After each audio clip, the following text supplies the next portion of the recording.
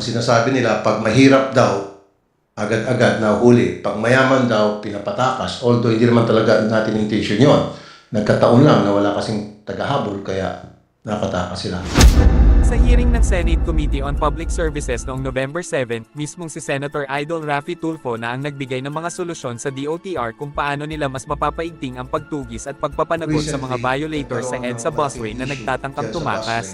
Sa EDSA, kayo po ay natakasan ng isang puting SUV.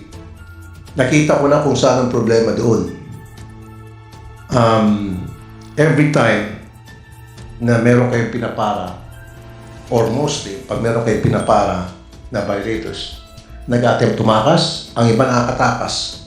Bakit wala po kayong motorcycle enforcement people na para habulin yun? Kasi lalagay-lagay po kayo ng bus lane doon, and then kayo po ay natakasan, hindi ba sampal sa mukha niyo po yun?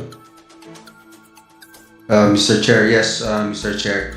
Honestly speaking, Mr. Chair, we do not have the budget for that. That is why we are seeking the assistance of LTO because they have the vehicles and the motorcycles for that.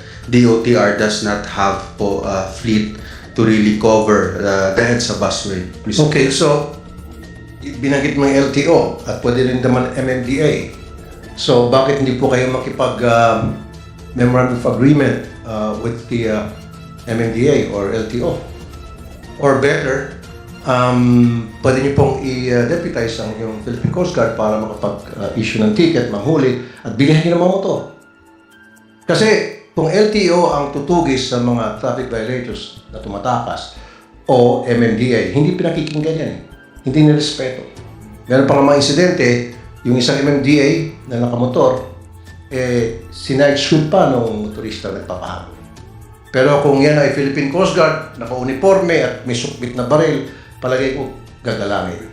Don't you think it's about time na ganun pong pag-iisip dapat ang gagawin natin, sir? We agree with you, Mr. Chair, and we will do that, Mr. Chair. Can you do that ASAP po? Yes, Mr. Chair, the Coast Guard is present, and we'll coordinate with them within this week, Mr. Chair. Kasi nga po, nababatikos po tayo sa tayo mga taga-gobyerno, kasama na po ako doon. Ang sinasabi nila, pag mahirap daw, agad-agad na huli. Pag mayaman daw, pinapatakas. Although hindi naman talaga natin intention yun. Nagkataon lang na wala kasing tagahabol, kaya nakatakas sila. So, I would expect na by December or at least early next year, meron na po kayong MOA with LTO, and then bibili kayo ng motorsiklo. Magkano ba isang motorsiklo, sir? Dapat yung big bike. Pwede akong tumulong sa inyo na para pabudgetan niya. Para naman, hindi na ako kayo magmukhang kakahiya. Para bang, di ba? Sampal po tuwing natatakasan kayo. We will do that, Mr. Chair. Okay. Thank you very much. So, December or January? Pasahan ko po yun. Yes, Mr. Chair. Okay. Binigyan din ni Senator Idol na sampal sa mukha ng DOTR na siya ring nangangasiwa sa busway tuwing sila ay natatakasan.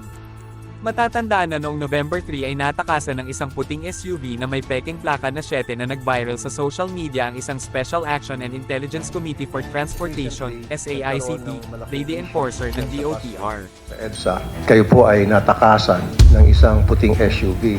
Nakita ko na kung saan ang problema doon. Pag meron kayong pinapara na violators, nag-attempt tumakas, ang iba nakakatakas. Bakit wala po kayong motorcycle enforcement people na para habulin yun? Kasi lalagay-lagay po kayo ng bus lane doon, and then kayo po ay natatakasan, hindi ba sampal sa mukha niyo po yun? Mr. Chair, yes. Honestly speaking, we do not have the budget for that. That is why we are seeking the assistance of LTO because they have the vehicles and the motorcycles for that.